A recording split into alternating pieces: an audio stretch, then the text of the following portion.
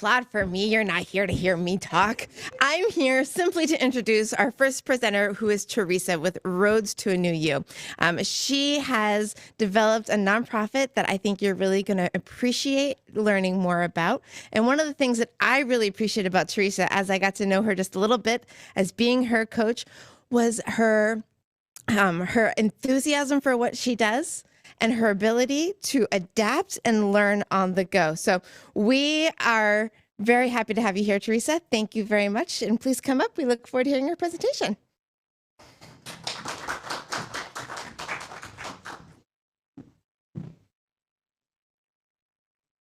Good morning. Can I adjust this? All right. So like Stephanie said, I'm starting a nonprofit that's called Roads to a New You. And so our need in the community is food security, therapeutic alternatives, and takeaway bags. And I will explain each of those shortly. I'm sorry, which green button did you say? Top. Thank you. Oh, sorry.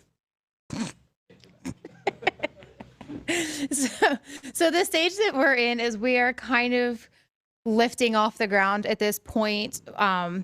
We are in the beginning portions of things, filling out necessary paperwork for our 501c, trying to get sponsorships, donations coming in. We have done some community events. We have participated in 3 trunk or treats during the holiday season that just kind of came to a close. We are also doing on November 18th, we're going to be over here at the Sunbury Burger King doing a benefits day from 6 a.m. to 10 p.m. And during that time between 5 and 6, the board will be there. And we're going to have a little fall photo booth set up that you can come and ask us questions. You can bring the kids, take pictures, and just kind of learn more about what it is that we're trying to do for the community. There it went. And our mission is providing the community with food security while providing youth and teens with therapeutic alternatives. We serve Sunbury and the surrounding communities, so there really is not a cap on the distance that people can come to us. If they're in need, we're going to help provide that need for them. We're going to help struggling families, so not even necessarily low income, because where we're at in society today, really anybody of any stature is struggling right now, so you don't have to necessarily be low income. Youth and teens that are in need of more than just talk therapy. So we all know that there's talk therapy out there, and since COVID hit, that has become a huge struggle lately. So we are going to incorporate different methods that aren't necessarily talking, but they're going to be therapeutic for the youth and the teens in the community. And then youth and teens that are also being displaced from their homes to another home. This is where the takeaway bags are going to come into play. So being somebody who's come from the side of being removed from my home and only having a trash bag full of stuff to take along with me, it wasn't a very pleasant feeling. So it would be more transitionally adapting to have just a backpack that has those needs in, as opposed to a black trash bag. Our operations are going to be, we're going to supply food donations.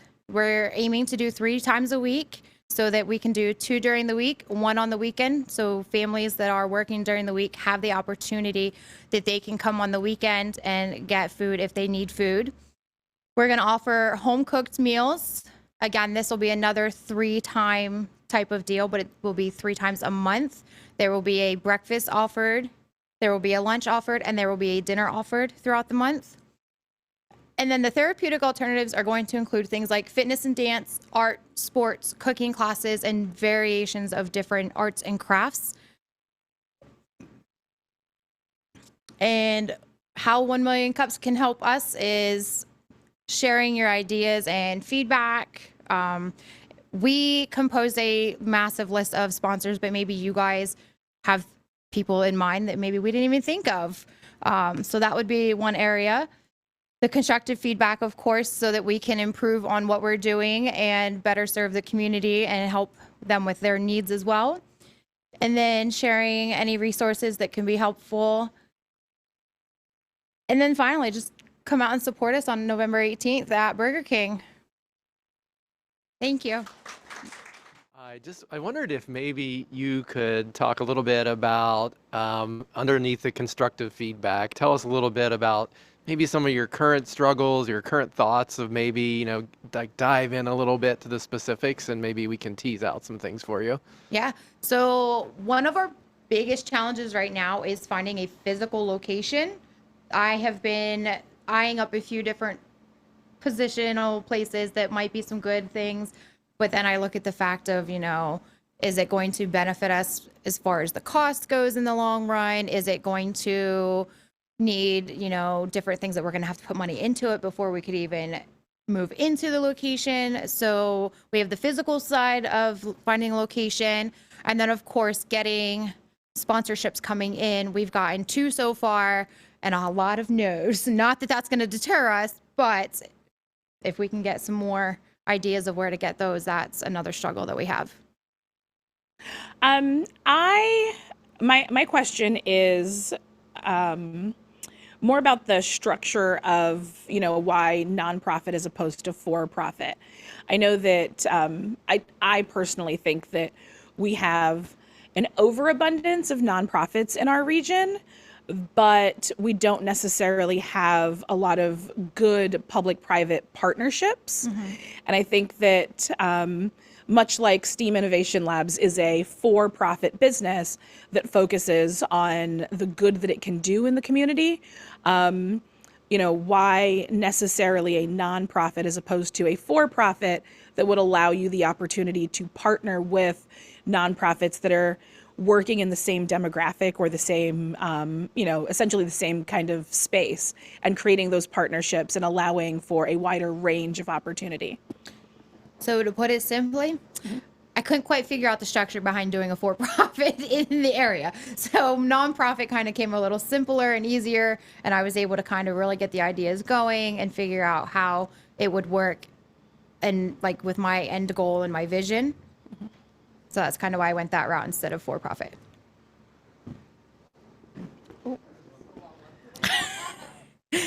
All right, did I get Good catch? Hi, I'm Colleen Bowman with Bloomsburg Kids. I just wanted to weigh on this because I have background in nonprofit and in CPA, and I've gone through this a couple of times, nonprofit or for-profit. If she did go the for-profit route, you need to figure out a sustainable funding stream. So it could be sponsorships, which can be for-profit or nonprofit. This does feel like a nonprofit to me in terms of, not needing to create something to sell or products or sponsorships or things like that.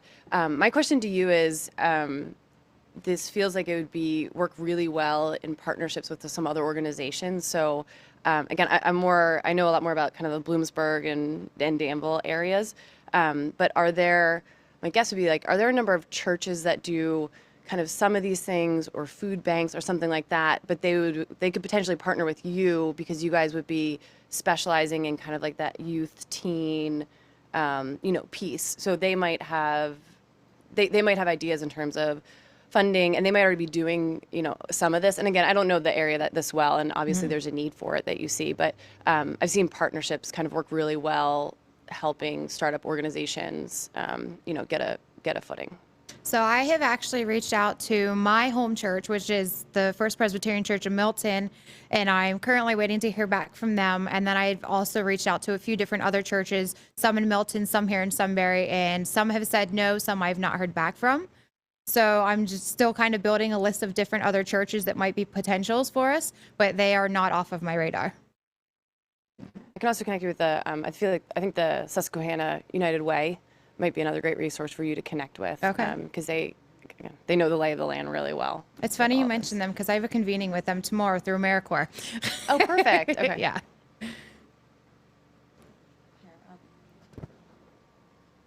I was going to say I can go.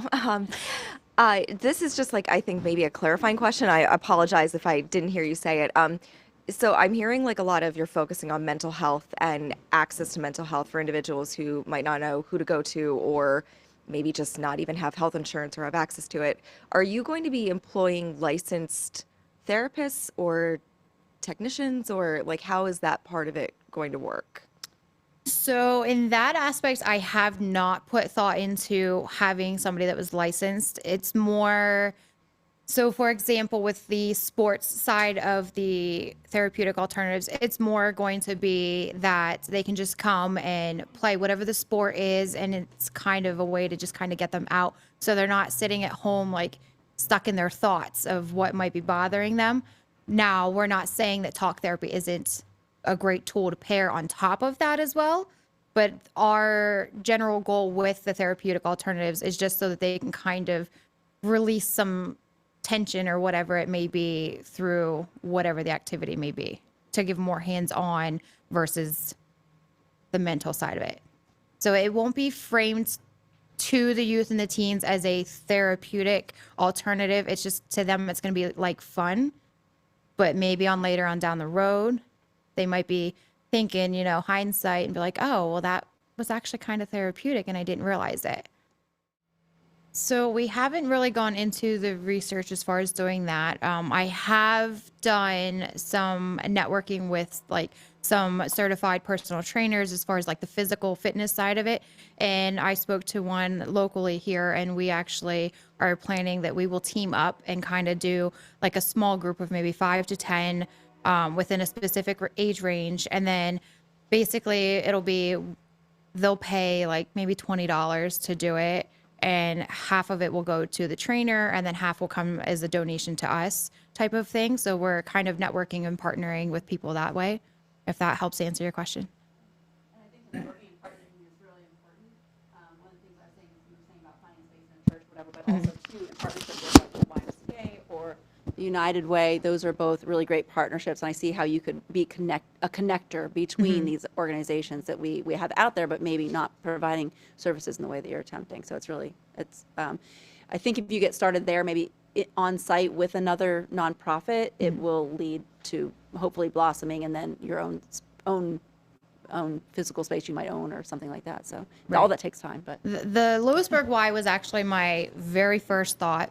But since that's where I'm serving my term with AmeriCorps, I have to wait because conflict of interest type of thing. So they're definitely on my radar as well.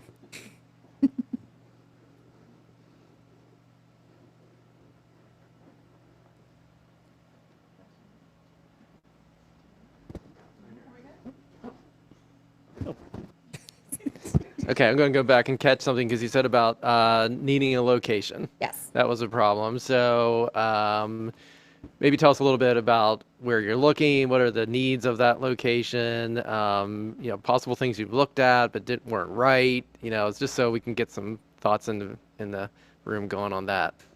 So what we're looking for in location is somewhere that is going to have a fully operative kitchen, of course, because we're going to be doing home cooked meals and offering some cooking classes. So we need to have a functioning kitchen. We also need to have a big enough space that we can utilize for both fitness and dance, doing indoor sports activities when it's colder outside, as well as then transforming and setting up tables and chairs to provide those meals.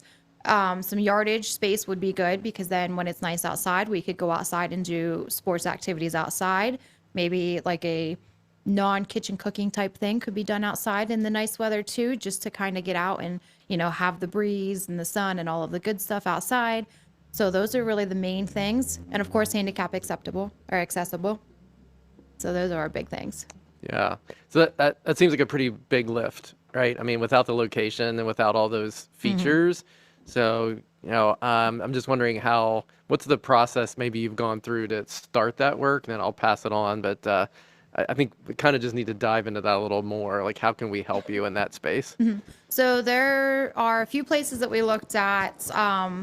One place that I've had my eyes on is the old early intervention building out 61, because my kids attended there when it was early intervention, pre-K and Head Start.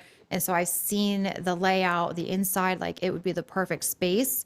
But then for that particular location, what it comes down to for us is, without us having the funding coming in to be able to secure the location monetary wise, that kind of just leaves it sit there and keeps it on the back burner for us. And then another spot we had considered was the old medical building over in Nori, right there in the corner of Duke and that one just got sold. So that one's off the table now too. So really it's a matter of getting that funding coming in for us to really be able to move forward even further. So one of the things that I think of when you're talking about a location is that the demographic that you're looking to serve likely also have challenges with regards to transportation. And so your location needs to be in a geographic region where, you know, access is not an issue for the demographic that you're looking to serve, or that you also then need to solve transportation. So I'm thinking it's like, it's got to be walkable to, you know, the demographic that you're looking, or figuring out how you get people there. So I think about like community centers. So like in Lewisburg, there's the Donald Heater Community Center, and I believe they fit a lot of what you're looking for. Potentially also like the Albright Center here in Sunbury. And so are there ways that, you know, your programming and you're able to fit your mission in multiple places rather than having the overhead of a particular location that is entirely your own? So it's funny you mentioned the Albright Center, because I've reached out to them and I have not gotten a response back yet from them, because they were actually my biggest, like, hey, that would be perfect. So they have been contacted. I have thought about different locations as well, so kind of like having multiple locations. But I think just for the beginning portion of things, like my goal is set. My ultimate goal was something like the heart of Sunbury, because then it's really like the center of everything, should be walkable for everybody. But I'm open to Nori as well, because people would be coming from there, I would imagine, as well. But then, like you said, then Sunbury now has to figure out how they're going to get over there. So, and so I think also, I mean, some of the comments that others have made as well, things I'm thinking about of like, what are your incremental steps, whether it's kind of finding spaces that you can use, again, whether it's like STEAM Innovation Labs for doing some of the art stuff that you were talking about, or when I think about some of the home cooked meals things, if you don't have a space that has a kitchen right off the bat. I know I was part of an organization that kind of popped up during COVID where it was volunteer and people like cooked in their homes and brought in home cooked meals. And in that case, it was to package and to kind of send out to families. But if there's that way of, again, kind of distributing, whether it's by finding another community space or industrial space that you can more rent or hold things in, or whether, I'm not sure what your model is for how like it's going to be staffed, how much is volunteer, how much is staffing, things like that. But whether there's also, even if it again is just kind of a sample of the idea, whether there are, you know, one-off events you could start with of asking, right, like community members to make dishes and bring them in packaged in some way that you can redistribute in a space that might not need a full kitchen at that point, or other ways that you can kind of test some of these different areas, again, without the full investment of the space. I like that idea. So thank you. I was just going to ask, maybe I missed this in your presentation, do you have a written business plan, and do you have a pro forma for startup, what it's going to cost to start this up and what it's going to cost to get through the first year and maybe the first couple years? I do have all of that. So I'm a student at Lackawanna earning my associates in business admin, and that was something that we had to do for a final. So I've had that kind of like in the bag for a while. And I'm happy to send it out via email to anybody that's interested in seeing it.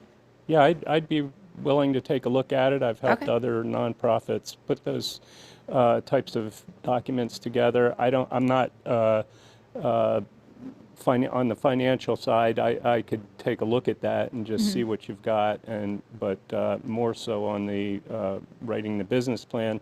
Have you started any applications for grants, or do you have to wait till you're 501c3 to do that? As right? far as I know, we have to wait for that to be approved, because I did look at the Dagenstein one, and they do ask for the 501c materials. So I'm assuming it's going to be the same for all of them, but I haven't looked into others. Definitely. And one other comment, just listening to finding a space, what I'm hearing is possibly partnering to borrow space to bring a program in on a short-term basis, partnering with a church or one of the facilities that you've been talking to, just to start to do some programming and gain some momentum that way. So that's Yes, just absolutely. a thought. Thank you. All right. I also have the privilege of introducing you to Pedro. Now, unfortunately, I didn't have a chance to actually get to know Pedro before doing this introduction. However, in just the brief bit of time that I got to speak with him here, I have learned two very important things about Pedro. Pedro, you are very flexible, and I really appreciate that. So thank you for bearing with us as we work through this very improvisational thing here. But secondly, I really love your innovation. Just talking about what you're coming up here to present about, I think it's fantastic and creative, and I'm excited to learn more. So please join us and give us your presentation. Thank you, Pedro. Hi there, everyone.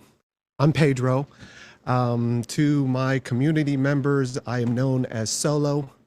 I am a barber, a cosmetologist, and moreover, an artist. I have been painting now for 10 years, and I've been doing my very best to build on the meritocracy of my skill set. I am a student of art history and history in general when it comes to how everything has been working. I had the privilege to become a barber, and I opened up my own business, serving others, loving others, traveling barber services. I know it's crazy. Everyone thinks traveling barber and where does the art fit in? But it's honestly one to me. It's a philosophy, and it's just a way of life where I am not reaching or spreading myself too thin. I am just naturally moving about the day and about the week and month and so on. The barbering, I happened to be a CNA for 10 years. And so I learned the benefits and the pleasure of helping people.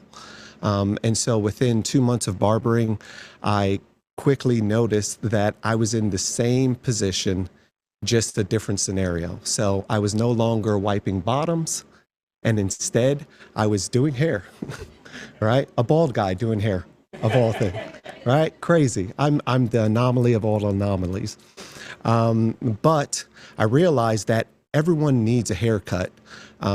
Hair is this thing that we just think that it's just a style. We think it grows and that we just go on about it.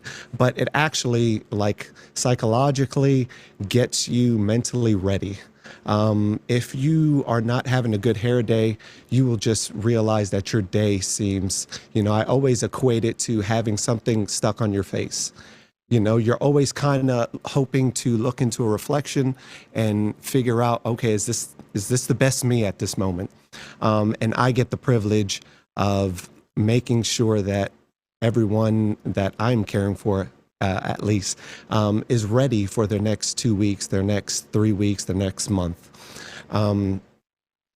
As far as the building of this concept, I have done my best to always offer my services, usually for free. And when I'm offered any payment, I usually donate it back. I cut here at the Haven Ministries. It's our local shelter once a month. I cut at another salon that we do nothing but sensory cuts because I have a 17-year-old autistic son, where I happen to have gone through the process before even becoming a barber of dealing with, a child that is terrified of getting haircuts. So I use a lot of my previous experience and cultivate it with what I see myself doing in the future. Excuse me. I also have just started cutting for a local rehab. center. And my goal is to keep on doing that. I want to reach out to the veterans at another barbershop and do the same. I want to make sure that the seniors are getting their portion of haircuts because, let's face it, nursing homes usually have cosmetologists, and we're dealing with an older generation of gentlemen that would just like to rather have a haircut by a barber. Something to think about. My goal, honestly, is not to run my business at all. I'm not in this thing because of business. I'm in this thing because I'm just here. I just showed up and this was all presented to me, taking on the responsibility of my community and trying to be the best member I could be. So I find myself being more of a student of a social market more than a businessman. Fortunately for me, I never had anything. So I don't often look at, expectations in the same way that everyone else does. I'm not fancy. I don't really like spending money. And overall, my own appearance doesn't really matter to me because I'm all about the functionality of just life. And so my business is going great because as far as building this bouquet-like style of brand as an artist and entrepreneur, community member, I find myself constantly getting requests for more business.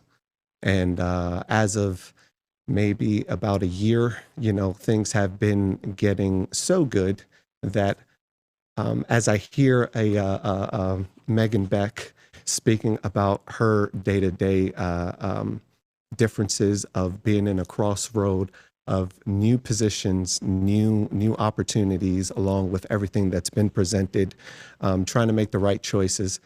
And you just come to realize that my biggest constraints are location of a barbershop, hiring barbers and cosmetologists, and continuing on building a future of mobile in the barber and cosmetology industry.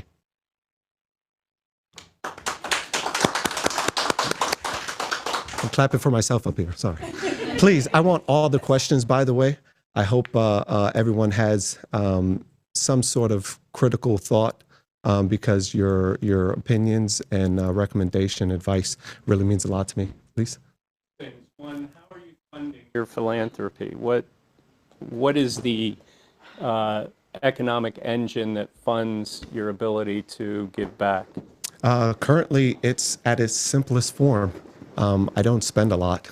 And I move a lot on effort. The goal is to create something so special that the attraction of it will bring those to help along with. Because cutting someone's hair who needs a haircut versus cutting someone's hair who can just buy a haircut at any moment means nothing to me as far as one person really needs it. And I've been on that side way more than just the, I could pay for it. I could get it. No, it means more to me that this person could have a life-changing experience because someone just looked out for them. So my comment would be, I think you could really expand your reach and your ability to give back if you focused on the income side of how can I fund this through my work. Even nonprofits have to have a balanced balance sheet. They have to bring money in to fund their philanthropy and to sustain that and grow. So, I'm struggling to understand a business model here that feeds that engine. Yeah. Yes. Yeah, maybe more directly, what is your percentage of paying customers to customers that you do for pro bono? It's way more customers than just philanthropy. I I've been able to see the highlights of giving 33 haircuts within 8 hours. And so, as far as 4 or 5 days out of my month, I'm still able to give 10 haircuts a day if I really wanted to. Currently, I pulled back because of some major art projects that are actually starting the funding process of everything that I've been doing, which I'm extremely happy that you brought up the whole financials because I've been terrible at it. I'm not going to lie. All right. I need all the help. I need all the help. Okay. I need all the help. I just want to say one more thing. I think we talked a year ago. Yeah. And I have actually, Nice catch. I've had a number of clients over the years who are barbers and barber shops down in the Bucks County area. There's one that I started working with back in 2010. He had one shop. Now he's got 7 shops and a barber school, and he also has a mobile barber shop, a bus. Right. So if you want to talk about some of that, I also did some work for barber shops in Philadelphia, in the city, and help them grow their business. So if you want to talk sometime. I remember you fondly. As soon as you walk through the door, all of my mistakes in life just No flash before me. mistakes. No mistakes. They're learning opportunities. No, No mistakes. I'm really happy that you showed up here to ask me the toughest question of finances, because my biggest crossroad has been pursuing art completely or pursuing barbering completely. Now, I've experienced for 7 years everyone coming into the industry and everyone who's been in the industry for decades now having pretty much the same issue, which is dealing with a service industry. You find yourself stuck in one position, and I haven't been able to commit myself to being there because of the artwork. Which is why a lot of this is just me getting up and going about my day. I hate to keep talking about it, but the finances haven't really meant anything to me because they fall at me anyways. And so I just want to be an artist. I just want to paint for 17 hours, I paint. I find myself painting at times of 5 o'clock in the morning or to 2 a.m. In crazy weather, whether it's 100 degrees or the minimum of 33 degrees surface temperature. Megan could vouch for me for 5 years. And besides the mural that was done outstairs, when I was asked to do this mural, I had it in my head. I was going to get it done in 10 days. 10 days. Edison had his project at one point to putting lights on the streets. He believed he was going to get it done in 1 year. It took him, I think, 3 years to do it. Hearing that is just a reminder of oh yeah, you're going to come across bumps and objectives. And I've shown up for, nothing spectacular other than sitting there and just painting. It's a tedious work, but it's my work, and I've been for 10 years trying to expand that in a 90-year time frame, realizing that I'm going to be here anyways. So it's a familiarity thing. As far as the barbering, that's going to be there too, because besides painting for 17 hours, you really don't have time for the social life.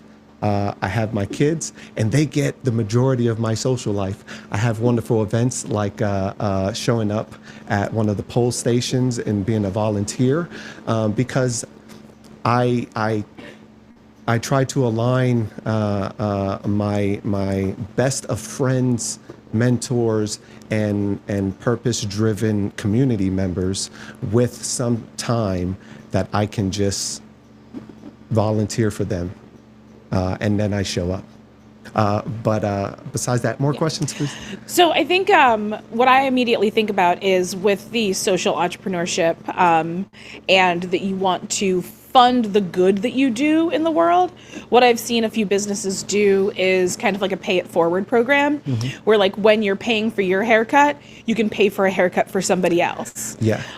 Or if when you're paying for your haircut, you can make a donation towards a mural, you know, or so it's like just like these add-ons since the business is coming your way anyway. Finding ways to add on to be able to fund those other things so that you're able to do more with the same amount of time. Right. And so my biggest and best offer is always 3 and free. And usually when they refuse to not pay for the last haircut, I do have them actually go out and donate the haircut to someone else who could use it. This usually brings me more haircuts. And once again, I have to really emphasize, I just need the location. And until then, I'm painting. So I'm dealing with a good CRM, customer relations, with people who are really, working on their community, working on themselves, on their family, so on and so forth. But I'm also bringing in enough of haircuts to just maintain my madness of painting. And actually, after 5 years of, doing it, I feel like a Beatle. I don't know if you guys are familiar with the Beatles story. They performed for like 8 years before they became the Beatles, I feel like that. I've been painting for 5 years on one project, 10 years trying to become the best at it. And now there's this position where I'm getting paid good money for it, better than the barbering. And I see an opportunity where that chunk of change that just so happened to shown up to me, open up a barbershop. And actually, I just mentioned this to Megan. I hired on someone to care for my clients, my current clientele list, which is a month of training and introducing my clients to this new barber who's going to be able to duplicate the same type of quality that they're usually expecting. Any more questions, please? Yeah, one of the things that I hear you saying is you're going through a business transition, and also that a lot of your challenges are based on your unfamiliarity with sometimes with the business side of things. Yes. And so I know Len is definitely an amazing resource, but I also recommend that you maybe make a commitment to yourself and your business as like you say, you have to have this bedrock, right? This place to work from, this, this thing that is producing the funds so that you can do those other things that, that your mind is pushing you to do. So I recommend a business coach. Or it's good. Some ad hoc advice you're going to need continuously through having a business, but also I think you might need a dedicated person to make sure that as you're making these steps, like I'm hiring a person, what are the legal ramifications? What are the I's I have to dot and T's I have to cross, so that you don't end up with challenges down the road unexpectedly because you just forgot to dot an I or cross a T that would have been easily prevented. So just some advice on that I recommend. I see a lot of small businesses running into those things. That's my biggest nightmare. So I believe that's it. Thank you guys for hearing me out.